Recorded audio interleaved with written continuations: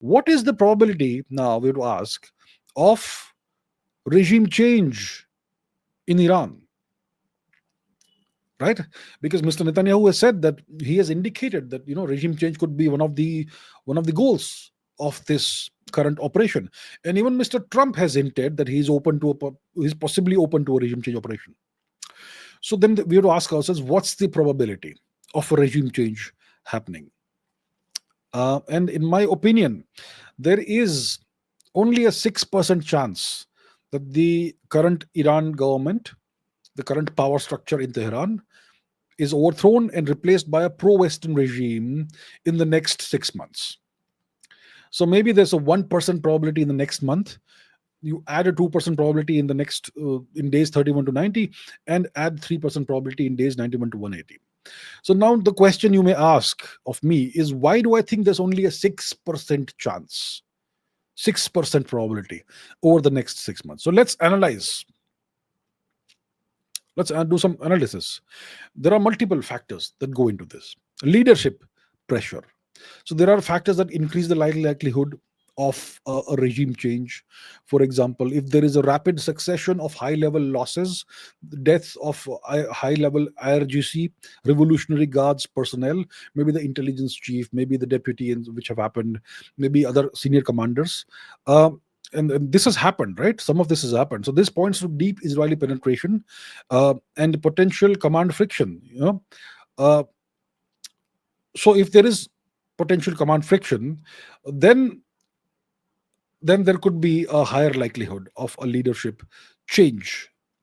But if so, the Israelis have been conducting what we call decapitation strikes. But despite these decapitation strikes, if the senior, if the supreme leader, Mr. Khamenei, and key clerics survive, and they retain their ideological legitimacy, uh, and if the nation if the nation unifies under the external threat, and the leadership unifies under the external threat, and there is no sign of elite fracture, then there is a decreased likelihood of a regime change operation. Now, let's look at the military and domestic factors. Uh, what increases the likelihood of regime change? So, if there are precision Israeli strikes inside Tehran, including the Quds Force headquarters, etc., this demonstrates the regime's vulnerability, and this could erode public perception of invulnerability, and this could increase the likelihood of regime change. Uh, if there are civilian casualties, and that would cause discontent, and then once again there is increased likelihood of a regime change. Domestic morale, right? um, but if the IRGC, it retains its coercive power, it has its proven capacity to suppress any potential unrest, if there are no reports of mass defections, if there are no unit splits in the current rank and file of the IRGC, if foreign attacks continue to rally the nationalistic sentiment, and if the war narrative deflects the blame to external enemies, then there is a decreased likelihood of a regime change operation succeeding. So, what are the triggers that could indicate a high probability of a regime change? You always look for triggers, right? So, these are all hypothetical triggers, these are all fictitious potential triggers.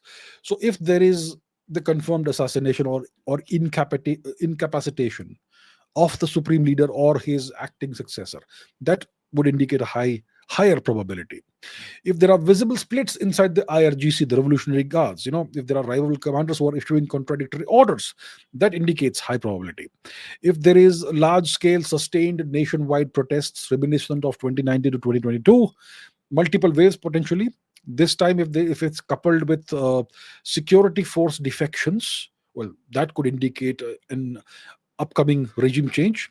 If there is severe economic collapse triggered by a prolonged closure, let's say, of the Strait of Hormuz, or crippling sanctions, if there are shortages of basic goods, well, that could trigger a regime change. And if there is a coordinated international campaign by the US, the EU, maybe Gulf nations potentially, maybe to recognize an exiled opposition and so on. Well, like Mr. Reza Pahlavi, whose face you can see here. Well, that could indicate a higher probability of regime change. and what could lower the probability. If the continued Israeli focus on military, it's on military but not political targets, despite whatever they're saying. Words and actions are different. So the Israeli focus thus far has been on military targets, not political targets. So if that continues, then there is a lower probability of regime change. Uh, if the IRGC counterintelligence is effective in preventing any kind of potential organized dissent, if there are if the Chinese and the Russians, they veto any UN effort that overtly seeks regime change, this could provide Tehran with diplomatic cover. And the last thing that could lower the probability of a regime change is the if there is the absence of a credible, unified, pro-Western or opposition movement from inside of Iran, right? Because right now there is no credible, unified, pro-Western opposition movement inside Iran, and if that continues, well, that lowers the probability of a regime change operation. So let's take a look at some historical precedents. So Iraq, 2003. The Saddam Hussein government collapsed rapidly only after there was a full scale US led invasion of Iraq. Only after the Americans and allies put boots on the ground and launched a full scale invasion, which took months to prepare for. Then that's how the Saddam Hussein government collapsed. As of today, as of right now, there is no comparable invasion force that has been assembled. And there is no indication there is any political appetite for launching a massive invasion of Iran. That would not be easy to carry out. Tremendously, prohibitively expensive, I suppose. And you need public opinion to support that in the US. Well, and and Israel cannot do that on its own. It will very much need US support. So that's why the probability is significantly low. Now I hope you understand why. Then there are other precedents like the Arab Spring revolts 2011. So even with mass protests, nations that had cohesive security services like Syria, these governments endured, and Iran's security apparatus is very robust, right? And then Iran itself, 2009 demonstrations, 2019 to 2022 demonstrations. These were large scale demonstrations, but they failed to fracture uh, the government and its power, because there were no defections from the national elite. There was no foreign military pressure, right? So did not happen. So if you look at all these historical precedents and historical benchmarks, it becomes clear why even today, despite of everything that's going on, there is still a significantly low, almost minimal probability of a regime change in Iran over the next 6 months, which is why I say it's got a 6% chance of happening, which is non-trivial, but not very significant over the next 180 days. Okay, so what's the bottom line? What's the regime change bottom line? So the Israeli decapitation strikes and economic strain have introduced non-trivial stressors, non-trivial stress factors on the Iranian government. But and yet there is no evidence of decisive internal fragmentation, and there is no viable pro-Western alternative inside Iran, which could potentially in the future be poised to seize power. There are external actors like Israel, the US, the Gulf monarchies, etc. Potentially, possibly, some of these external actors, definitely the US and Israel, they aspire to regime change in Iran. But there is cohesion within the Iranian government. There is loyalty from the security forces.